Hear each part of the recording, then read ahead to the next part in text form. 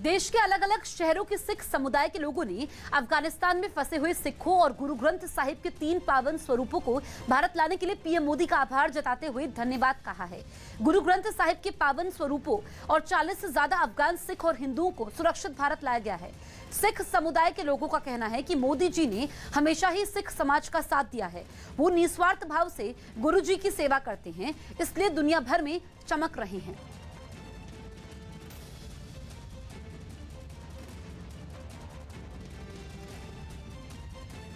गुरु ग्रंथ साहिब जी की सवारी को पूरी निष्ठा के साथ, पूरे स्वरूप का जो एक तरीका होता है उसके साथ भारत में लाना, भारतीय जनता पार्टी के सरकार के केंद्र के 2 मंत्रियों का रिसीव करना, ये मोदी जी का हम लोग बहुत बहुत धन्यवाद करते हैं।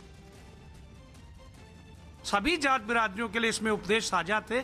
उसका जो स्वरूप को सम्मान स्वरूप लाए हैं, उसकी खुशी की कोई सीमा नहीं है और इसके लिए मोदी जी की सरकार, उनके सहयोगियों को बहुत बहुत धन्यवाद। हमारे गुरु साहिबान धन धन श्री गुरु ग्रंथ साहिब इतने सम्मान के साथ काबुल से भारत लाया, इसका बहुत बहुत धन्यवाद प्रधानमंत्री मोदी जी का करते हैं। अफगानिस्तान से गुरु ग्रंथ साहब की प्रतियां भारत पहुंच गईं। वहां के अलग अलग गुरुद्वारों में रखी ये तीनों प्रतियां भारत आईं, जिन्हें दिल्ली में सुरक्षित रखा जाएगा। इन प्रतियों को लेने के लिए एयरपोर्ट पर खास तैयारियां की गई। और जब गुरु ग्रंथ साहब के तीनों स्वरूप विमान से भारत पहुंचे तो खुद केंद्रीय मंत्री हरदीप सिंह पुरी उन्हें लेने विमान तक गए, जहां उन्होंने एक स्वरूप को अपने सर पर रखा और सतनाम वाहेगुरु बोलते हुए आगे बढ़े।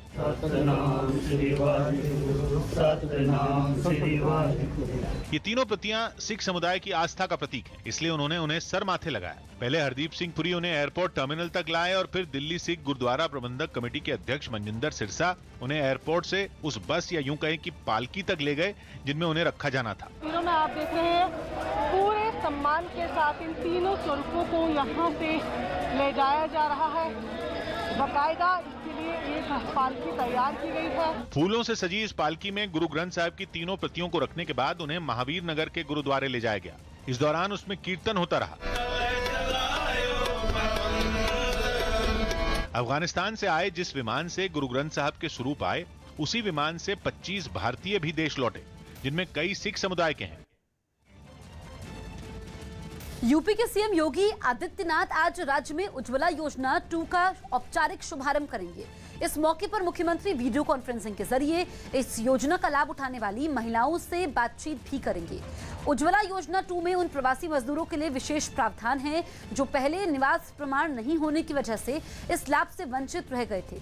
इससे पहले बीते 10 अगस्त को पीएम नरेंद्र मोदी ने देश में उज्ज्वला योजना की शुरुआत की थी। इसी को आगे बढ़ाते हुए उज्ज्वला 2 के तहत 20 लाख नई लाभार्थियों को एलपीजी कनेक्शन मिलेगा।